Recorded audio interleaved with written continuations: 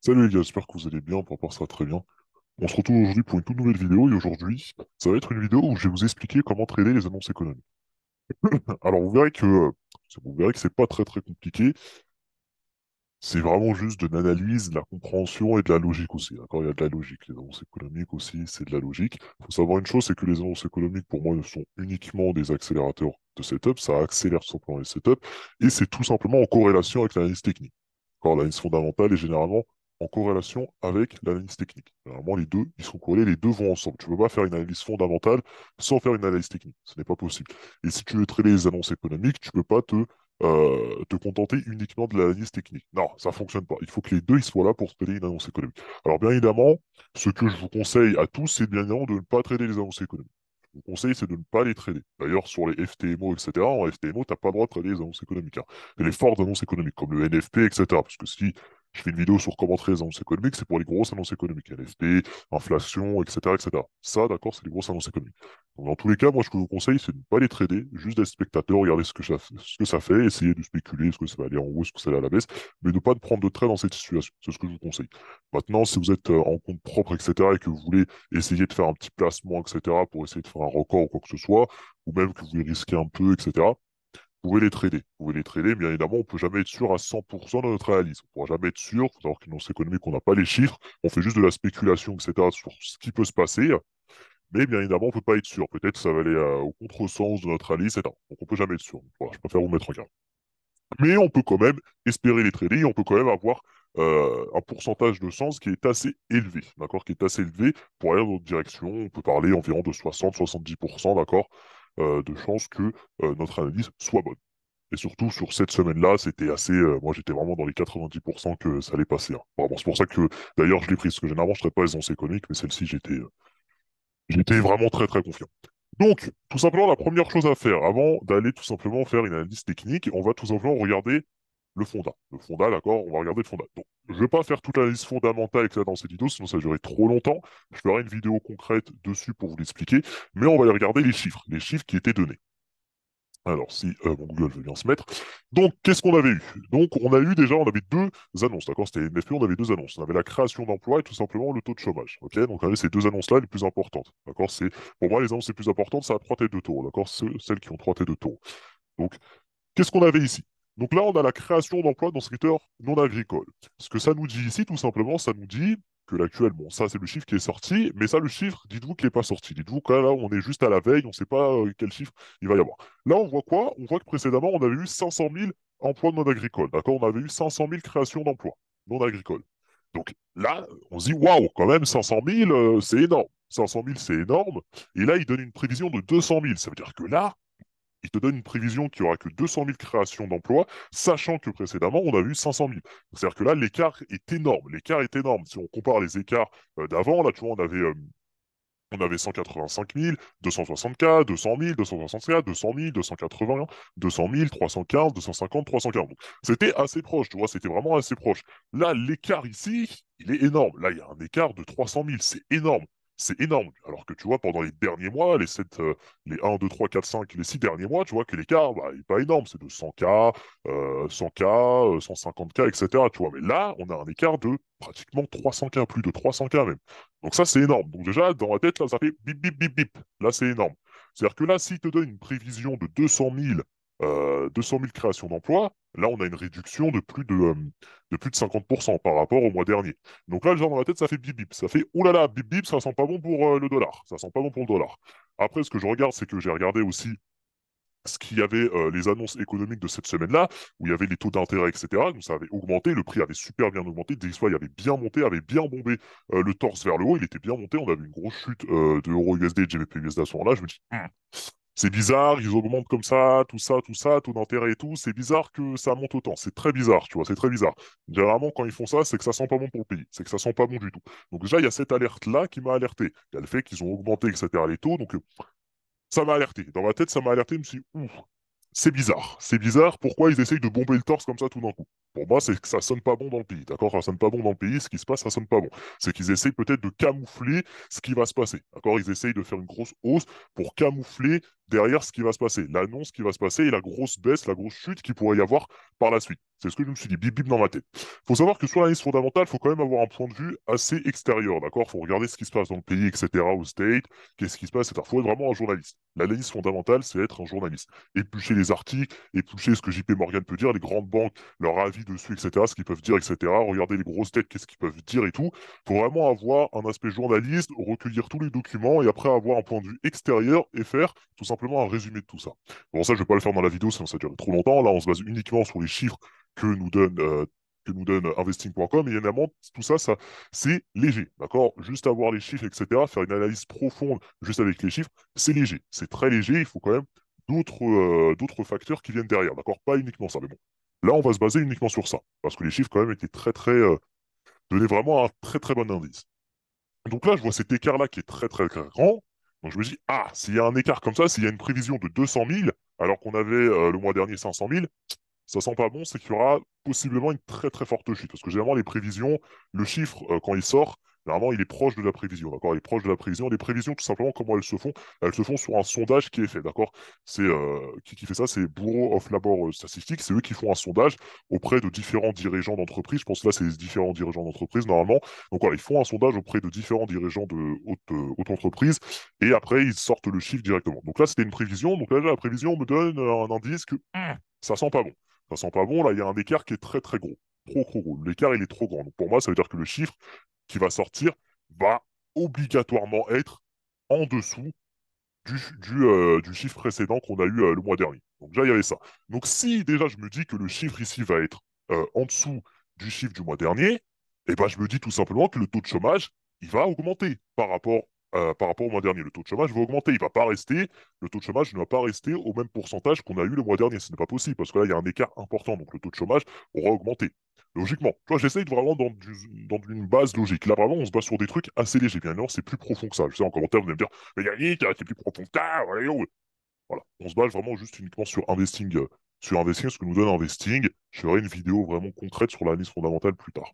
Donc, je me dis, OK. Je me dis, c'est-à-dire le taux de chômage, il va sûrement augmenter. Parce que là, il faut savoir que le chiffre le plus impactant qu'il va avoir sur le marché, entre celui-là et celui-là, ça va être bien évidemment celui-ci, hein. Ça va être surtout le taux de chômage. C'est le taux de chômage qui va vraiment définir le biais, on va dire, du marché, ça va augmenter ou ça va monter, hein. On voit très bien. On voit très bien que là, c'était 311.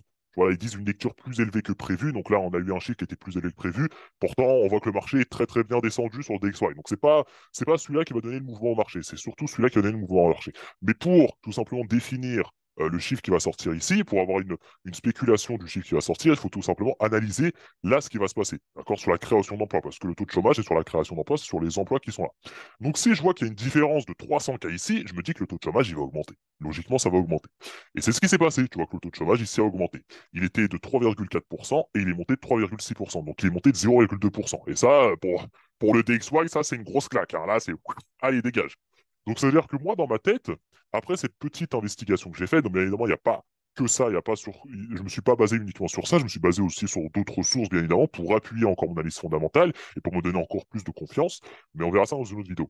Donc juste avec ça, déjà, je me dis, ah, ça sent pas bon. Tu vois, ça sent pas bon. J'avais déjà une très grosse confiance au prix qu'il allait monter. D'accord? Donc moi, j'étais vraiment très confiant à ce que le prix qui est sorti ici, le chiffre qui sort ici soit tout simplement négatif, soit au-dessus de la prévision et au-dessus du précédent. Et c'est ce qui s'est passé. Tu vois, ça a été au-dessus de 3, ça a été au-dessus de 0,2%. C'est monté à 3,6%.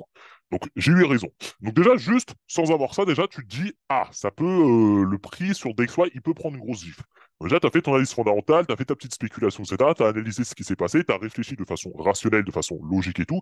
Et tu dis que le prix ici, tu dis, DXY, il peut chuter. Maintenant que tu dis que le chiffre, que tu dis que l'annonce économique va être négative pour DXY, ok, c'est-à-dire ça fait pour toi ça va être négatif pour DXY, donc c'est parfait. Maintenant que tu as ça, maintenant tu as ton idée fondamentale, tu as ton analyse fondamentale qui est faite, et tu as tout simplement ton résumé dessus, d'accord? Donc tu as tout simplement, ok, le biais pour moi, il va plutôt être haussier sur USD, plutôt baissier sur DXY. Maintenant tu as ton analyse fondamentale, tu vas aller sur l'analyse graphique, et tu vas voir si ton analyse fondamentale, si ta conclusion de l'analyse fondamentale est tout simplement en rapport, en corrélation avec ton analyse technique. Et si les deux se joignent, et bien là, tu peux essayer de choper un trade. Donc, on va regarder maintenant qu'est-ce qui s'est passé sur le graphique, et vous allez voir que cette analyse fondamentale-là, que j'ai faite vite faite, là, devant vous, vous verrez qu'elle est qu'elle est vraiment, vraiment bien en corrélation avec l'analyse technique. Tous les deux, ils sont en corrélation, vous verrez. Et donc là, qu'est-ce qu'on voit? Qu'est-ce qu'on voit déjà sur l'euro USD? Qu'est-ce qu'on voit sur l'euro USD? Donc on est en 1 heure sur l'euro USD. Qu'est-ce qu'on voit sur l'euro USD? On voit qu'ici, on a une forte chute. D'accord? On a une forte chute ici. Qu'est-ce qu'on voit sur cette forte chute? On voit que leur prix ici, tout simplement, il délivre énormément d'imbalance. Là, le prix, tu vois, il donne énormément d'imbalance, énormément de déséquilibre ici à venir combler. D'accord? Donc le prix ici a beaucoup de déséquilibre à venir combler. Je ne sais pas ici si on était revenu sur les 50%, on n'était même pas encore revenu sur les 50%. Ce qu'on sait, ce que je vous avais dit que généralement, lors d'une grosse impulsion baissière ou une grosse impulsion haussière, le prix, il est obligé, généralement, il vient toujours retracer au minimum les 50%. Donc là, on n'a pas encore retracé les 50%. Donc encore une indication que le prix ici, il peut monter. L'indication, donc déjà, on a ça, on a un gros imbalance ici à venir combler. On a en plus de ça que le prix n'est pas venu chercher les 50%. Donc ici, on se dit, ah, le prix ici, il peut monter. Qu'est-ce qu'on voit en plus de ça? On voit que le prix ici, il est venu chercher une liquidité extrêmement importante. C'est pas n'importe quelle liquidité. Cette liquidité-là, c'est tout simplement le Previous Monthly Low. Donc ça, c'est une grosse liquidité. Tu as le Previous Monthly Low ici qu'on vient prendre. C'est-à-dire là, si tu réfléchis un peu, tu dis que là, que le prix ici, il a récupéré assez de pouvoir, d'accord? Donc moi, je fais toujours une métaphore pour vous expliquer, pour que ce soit plus facile pour vous de comprendre. On voit que le prix ici a récupéré une très très grosse liquidité, donc le Previous Monthly Low, qui était celui de février, tout simplement. On est venu le prendre, donc là tu dis que le prix a récupéré énormément de pouvoir. Et maintenant, ce pouvoir-là qu'il a récupéré, est-ce qu'il va utiliser ce pouvoir-là pour faire une hausse ou il va utiliser ce pouvoir-là pour faire une baisse? D'accord? Donc, comment il va l'utiliser? Eh bien, ce pouvoir-là qu'il a récupéré, cette puissance-là qu'il a récupérée, tu peux te dire, il va l'utiliser pour faire une baisse ou faire une hausse. Donc, tu as la liste sur les deux côtés. Tu vois qu'en bas, bah, il n'y a rien. Et tu vois par contre qu'en haut, en haut, il y a beaucoup de trucs à aller récupérer. Il y a ces equals ici à venir récupérer. Il y a ce gros imbalance ici à venir récupérer. Donc, ok, tu te dis ça déjà. Et en plus de ça, le prix, il n'a pas récupéré uniquement cette puissance. Tu vois que le prix, il a récupéré aussi ça. Hop, si on peut représenter, hop, hop, hop, comme ça. Tac, j'aime bien que ça soit propre, hein. Moi, mon graphique, faut toujours qu'il soit propre, sinon ça me rend fou, je peux pas trader. Donc là, tu vois qu'il récupère aussi des liquidités là, il récupère quand même assez beaucoup, beaucoup de liquidités. Et maintenant, toute cette liquidité-là qu'il récupère, à ton avis, c'est pour faire quoi? Bah, forcément, c'est pour faire un mouvement. Comme je l'ai dit, on vient récupérer de la cause pour faire un effet. Et cet effet-là vient aussi récupérer de la cause. Donc la cause ici, on a récupéré ici de la cause, donc là on récupère des liquidités. Maintenant, le prix va donner un effet sur cette cause qu'il a récupérée. D'accord? Il a récupéré de la puissance, il va donner un effet à cette puissance. Mais la puissance, il va l'utiliser pour aller chercher de nouvelles causes. Et là, on voit qu'il y a une cause ici, il y a cette imbalance-là. On voit qu'il y a des causes ici, il y a tout simplement, tu vois, des relative equal high. Tu vois, il y a beaucoup d'equal high ici. Là, c'est une très grosse zone ici pour les traders, d'accord, de vendre ici, là. Hop, dès que ça va venir ici, boum, ils veulent tous vendre comme des oufs. Donc là, c'est une très grosse cause ici à venir récupérer pour le marché, d'accord? Donc c'est une grosse liquidité à venir récupérer pour le marché. Donc on voit déjà que ça commence quand même à... Ok, tu vois que ça commence à se dire, ouais, ça sent pas bon. Ça se dit, ça sent pas bon pour le DXY parce que là, l'euro USD, il veut monter. Il veut vraiment, vraiment monter. Maintenant, on va regarder sur le DXY. Est-ce que sur le DXY, on a un peu la même chose? Donc, je vais regarder. Là, sur le DXY, bon, là, on voit que ça a chuté, etc. Donc, on a un peu le reveal, mais c'est pas grave. Mais on voit que sur le DXY, c'était un peu la même chose, tu vois. Le prix était venu ici récupérer des liquidités. Il est venu récupérer cette grosse liquidité-là qui était, ouais, c'était une grosse liquidité, ça. Tu vois, il est venu récupérer cette liquidité-là, il est venu récupérer cette liquidité-là, et tu vois que le prix ici, il monte énormément par rapport aux annonces qu'il y a eu mercredi, ce que je t'avais dit. Donc, tu vois que le prix ici, il a énormément d'imbalance à venir chercher. Donc, pareil, le prix, tu te dis, ouais, il doit chuter pour venir récupérer tout ça, venir récupérer les equals qu'il y a là, etc. Donc, le prix, quand même, le DXY, il y a plutôt un indice baissier, tu vois, tu le dis, il a plus tendance à venir chuter. En plus, tu vois que là, il n'y a pas d'imbalance à venir récupérer. Tu vois que le marché, il compte tous les imbalances, hein. Donc le marché ici comble tous les imbalances. Le seul imbalance à récupérer ici, le seul déséquilibre, c'est celui-ci. C'est celui-ci. Il y a des equals ici à venir récupérer. Et c'est ce qu'il a fait le prix. Il a chuté énormément. Il est venu récupérer cette imbalance-là et cet equal low-là. Donc maintenant, ok, tu sais ça. Tu sais ça, ok, c'est parfait. Ok, tu dis ok, le prix, vas-y, mon analyse technique me dit que le prix va potentiellement plus monter. Ok, il va potentiellement plus monter. D'accord. Maintenant, tu sais ça. Tu sais que ton analyse fondamentale te dit que EURUSD va monter. Tu sais que ton analyse technique te dit aussi que EURUSD va monter. Ok. Maintenant, il faut bien chercher ton trade. Tu vas pas acheter comme ça, hop, j'achète, boum, boum. Non, non, non. Tu vas aller maintenant au lower time frame, donc en LTF, et tu vas essayer de trouver une opportunité pour entrer. Et généralement, avant chaque grosse annonce économique, il y a toujours une petite opportunité qui se crée. Il y a toujours un setup qui se crée. Toujours. Depuis que je trade, depuis toutes les années où je trade, il y a toujours, j'ai remarqué qu'il y a toujours une petite opportunité qui se crée. un petit setup qui se crée pour venir chercher l'annonce économique, pour venir la trader. Donc on va regarder. On va regarder, donc je vais remettre ici, hop, les indicateurs pour donner la session asiatique. On va les regarder, hop, hop, hop, hop. Et là, du coup, qu'est-ce qu'on voit? Qu'est-ce qu'on voit ici? On va aller plutôt en 5 minutes, c'est plus simple pour nous. Donc, qu'est-ce qu'on voit ici? On va déjà regarder. On va dans un premier temps, donc là, on est vendredi. On analyse les sessions par session. Donc là, on voit que dans la session asiatique, on est venu prendre le high de la session asiatique, comme tu le vois. Tac, tac, tac. Ah, je suis maniaque, les gars. Moi, j'aime vraiment quand c'est propre, sinon ça me rend ouf. Donc, on vient chercher le high de la session asiatique. On vient chercher en même temps le bas de la session asiatique ici. C'est ce qu'on voit. Tu vois, hop, hop, hop. Donc là, hop, bas. Tac, tac, tac, tac, tac, tac, gauche, tac, tac. Donc là, on est venu chercher le bas de la session asiatique. OK. Donc j'ai OK. Là, on est venu chercher le bas et le high et le bas de la session asiatique. OK. OK. Pour l'instant, il n'y a rien. Qu'est-ce qu'on voit encore? On voit que le prix ici, il récupère de la liquidité là. Tu vois qu'il récupère ces petites liquidités. Tac. Bah, et il revient réagir où? Il revient réagir dans cette zone-là. Dans cette zone-là qui, lui, vient prendre cette liquidité-là. OK? Donc là, pour l'instant, la structure de liquidité est respectée. Prise de liquidité ici, ça monte, on revient réagir dedans en récupérant en amont une liquidité, et ça donne cet effet-là. Donc là, il y a cet effet qui est créé par rapport à cette liquidité qu'on vient récupérer. On récupère cette cause-là, ça amène à cet effet-là qui lui-même réagit dans cette prise de liquidité qu'on avait eue, et qui lui-même vient prendre quoi comme liquidité? Vient prendre cette liquidité-là. Tu vois, tu décortiques le marché de liquidité en liquidité. Tu regardes ce qu'il fait de liquidité en liquidité. Donc ok, ok, on a ça, ok, c'est parfait. Donc on va regarder, on va continuer le marché, qu'est-ce qu'il va nous faire? Là, on voit qu'il y a une autre zone ici qui se crée. Pourquoi cette zone-là, elle se crée? Parce que tout simplement, le prix ici, il vient chercher une liquidité là. Donc là, on a une prise de liquidité qui amène à ce mouvement-là, qui vient prendre cette liquidité-là. Donc là, c'est un setup de liquidité. On prend cette liquidité ici en bas et on prend cette liquidité ici aussi. Donc cette zone-là est intéressante. Donc on va regarder qu'est-ce qui se passe dans cette zone-là. Donc là, maintenant, on est dans un profil acheteur. Donc là, ce qu'on cherche, c'est un achat, d'accord? On est en train de chercher ici un achat. Donc ok, on continue. On continue de marcher, on regarde, on voit qu'il réagit dedans, mais là pour l'instant, il ne vient pas récupérer des liquidités. Donc moi, avant de chercher un truc, il faut que j'attende qu'il vienne chercher de la liquidité. Pour moi, il faut qu'il vienne chercher de la liquidité. Ok? Là, ok, là, il vient prendre de la liquidité. Parfait. Là, tu vois qu'ici, il récupère cette liquidité. Ok. Tac, tac, tac. Je me place pas. Je me place pas directement ici. Moi, généralement, pour une annonce économique, je vous conseille de vous placer avant, d'accord? Juste avant l'annonce économique. D'accord? 10, 15 minutes avant l'annonce économique. Si vous arrivez à vous placer tout au début du moment ici, c'est parfait. Mais moi, vraiment, ce que je conseille, c'est de se placer 10, 15 minutes. Ça, c'est vraiment 30 minutes avant l'annonce éco. Généralement, on crée un setup, 30 minutes, 15 minutes, 10 minutes.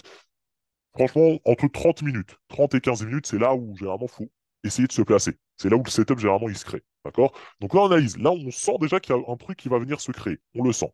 Donc là, ok, je vois qu'on récupère cette liquidité-là. Donc là, normalement, peut-être le prix il va faire un mouvement. Et là, je vois qu'il commence à monter. Ok, je vois qu'il commence à monter.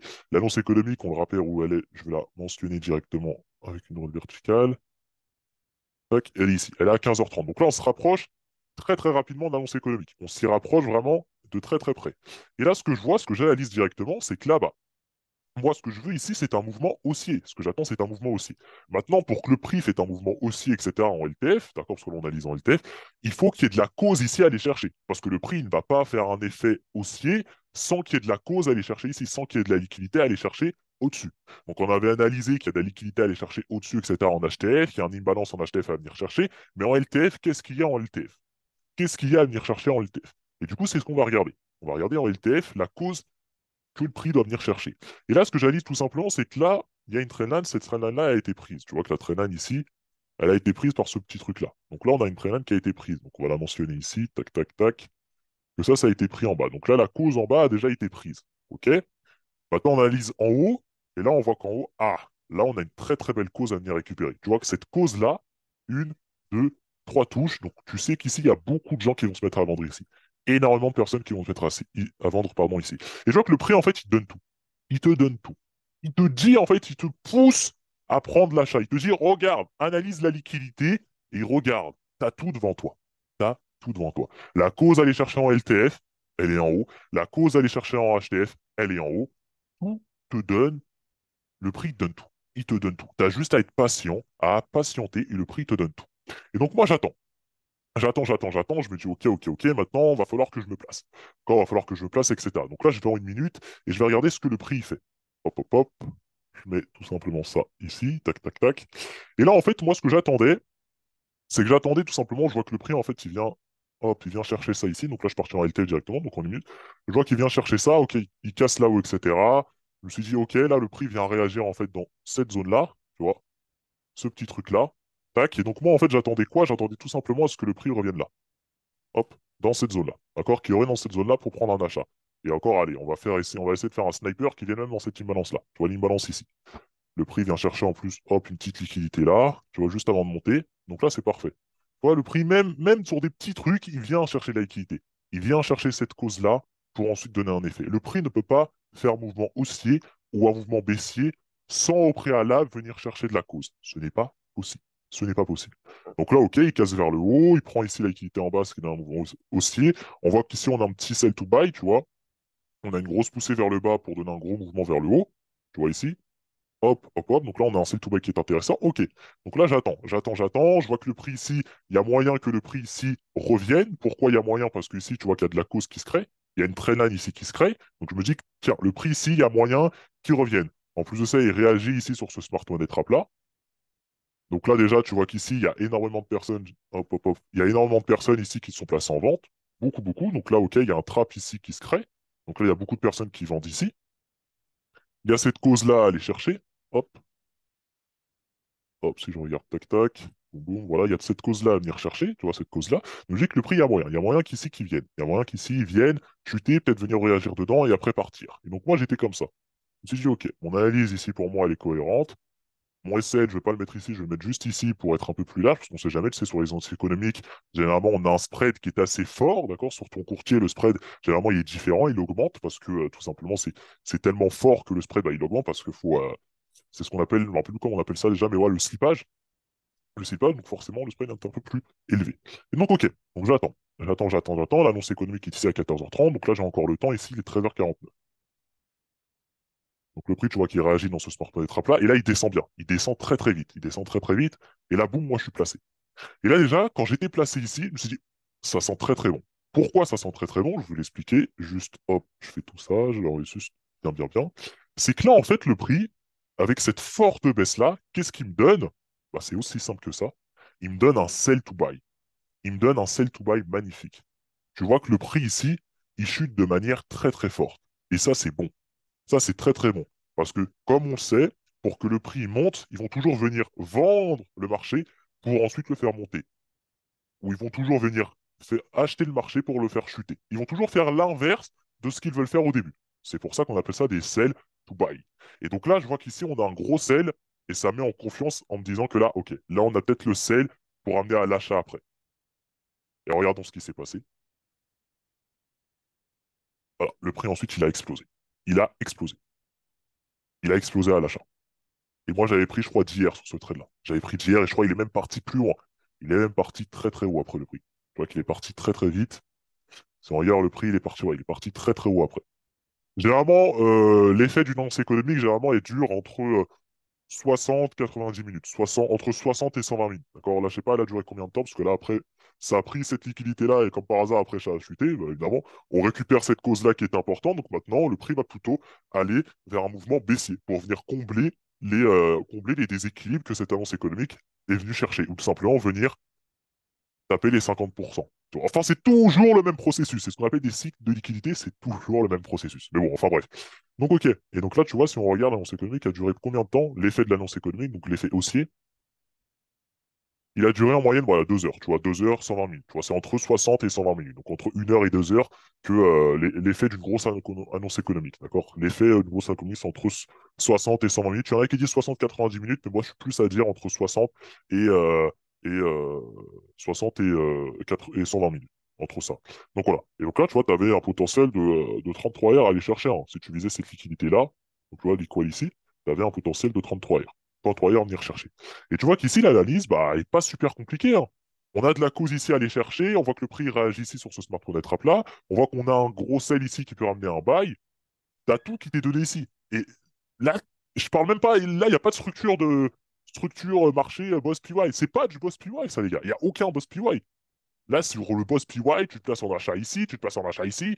Boss PY, tu te fais démonter ici. Tu te fais démonter. Il n'y a pas de boss PY, tu analyses juste la liquidité. Qu'est-ce que le marché il donne? Qu'est-ce que le marché il donne? Tu analyses le fondamental. Ok, le fondamental, il te dit que l'euro USD va potentiellement monter. Maintenant, tu fais l'analyse technique. L'analyse technique, tu vas en HTF. Qu'est-ce qui se passe en HTF? En HTF, tu vois que le prix, il attend, tu vois que le prix il te donne un indice qui va monter. Donc, ok, maintenant que tu sais que le prix va sûrement monter en HTF, il va sûrement monter grâce à l'analyse fondamentale, tu vas en LTF, tu vas prendre ton opportunité en LTF, et en LTF, tu analyses la liquidité, la liquidité, la liquidité. Qu'est-ce qui se passe? La liquidité, où elle a été prise, où il y a des liquidités à aller chercher, etc. Et là, tu vois en analysant bien, en faisant une analyse profonde, tu vois que le marché, il te donne une opportunité acheteuse. Et tu vois qu'il te la donne, comme je te dis, il te la donne vraiment entre 30 minutes, 15 minutes, hein. Tu vois que là, on a pris notre trade juste, voilà, tu vois, 20 minutes avant. Tu vois, le setup, voilà, il te crée 20 minutes avant. L'entrée, elle te crée 20 minutes avant. Donc le setup, là, il se crée ici. Tu vois, le setup, c'est-à-dire où te placer, etc., ça se crée, on va dire, 1 heure, 2 heures avant. Mais l'entrée, généralement, ton entrée, elle va avoir lieu 15 minutes, 30 minutes avant l'annonce économique, tu vois. Et là, tu vois que la prise, on l'a pris juste, ouais, voilà, 30 minutes avant, tu vois, 26 minutes. Donc voilà. Et là, tu vois que le marché, il te donnait tout. Sell to buy, t'as juste à faire une analyse. Donc c'est pas bien compliqué à traiter les énergies économiques, il faut juste être rationnel, juste être logique, faire une analyse profonde, analyse fondamentale et analyse technique, d'accord? Pas que l'analyse technique et pas que l'analyse fondamentale. Il faut faire les deux. Il faut faire les deux pour avoir plus de confiance et plus de probabilité à ce que ton trade y passe. Et voilà comment tu peux prendre des sacrés trades, hein. Sacrés trades. Là, j'ai visé d'hier directement, parce que sur l'annonce économique, je vais pas viser 5 heures. Bon, je suis un peu plus courbant. Tu vois, j'ai visé directement d'hier. J'ai visé d'hier, et puis après, je suis sorti et je suis parti. Je suis parti. Donc voilà comment tu peux faire. Et tu vois qu'ici, il y a beaucoup de gens qui se sont fait piéger, hein. Là, tous les trendliners ici, ils ont vendu, ils sont tous fait piéger. Les smart money, ils sont fait piéger ici, ils sont fait piéger ici, ils sont tous fait piéger parce qu'ils n'ont pas analysé la liquidité. Ils oublient le facteur liquidité. Ils oublient ce qui fait bouger le marché. Ils pensent que ce qui fait bouger le marché, c'est un PY. Non! PY, c'est un concept avec lequel on va venir se placer. C'est un outil. C'est un outil. Mais le plan, il est où? Le plan, il est où? Le plan. Tu peux pas utiliser un outil sans au préalable avoir consulté le plan. Ça n'existe pas. Tu vas pas sur un chantier et sur un chantier, boum, tu vas percer un mur. Non, tu consultes le plan pour savoir où tu vas percer ton mur et quel mur tu vas percer. Bah, c'est pareil en trading. Tu vas consulter le plan. Et le plan en trading, c'est quoi? C'est la liquidité. Tu vas consulter la liquidité, tu vas analyser la liquidité et une fois que une fois que tu as analysé la liquidité et tu as compris la liquidité, là, tu vas venir utiliser tes outils parce que tu sais où tu vas intervenir. Tu sais où tu dois intervenir sur le marché, comme sur un chantier. Et c'est ça que les gens n'ont pas compris. C'est que les gens, ils utilisent directement les outils. Alors que le plus important, c'est de comprendre le plan et de consulter le plan, de l'analyser. Et une fois que tu as analysé, consulté et compris le plan, là, tu vas venir utiliser tes outils, PY, Boss, etc., pour venir te placer. C'est ça que les gens n'ont pas compris. C'est pour ça que c'est la liquidité le plus important et c'est ça qui fait bouger le marché. C'est pas la structure du marché. Non, arrêtez avec cette connerie, s'il vous plaît. C'est la liquidité. Le plus important, c'est de comprendre la liquidité sur le marché. Comment elle fonctionne, où elle est, qu'est-ce qu'elle fait. Voilà. Et une fois que tu as compris le plan, là, tu vas venir utiliser tes outils. Faut savoir qu'un mec qui trade en support, résistant, etc., il peut très bien comprendre le marché. Parce que ce mec-là, il trade la liquidité. Je connais des gens, et je le répète, hein, je l'ai déjà dit, je connais des gens qui tradent avec du support résistance, mais qui comprennent la liquidité. Parce que ces mecs-là, qu'est-ce qu'ils vont faire? Ils vont analyser la liquidité, et une fois qu'ils ont compris un peu la liquidité, comment elle était sur le marché, où elle est, etc., ils vont utiliser leurs outils. Et leurs outils à eux, c'est quoi? C'est des supports et des résistances. Nous, nos outils à nous, c'est des PY, des imbalances, des boss, etc. C'est ça nos outils. Et ben eux, leurs outils, c'est des résistances, des supports. Et pourtant, ils arrivent à comprendre le marché, ils arrivent à prendre de superpositions parce qu'ils comprennent la liquidité.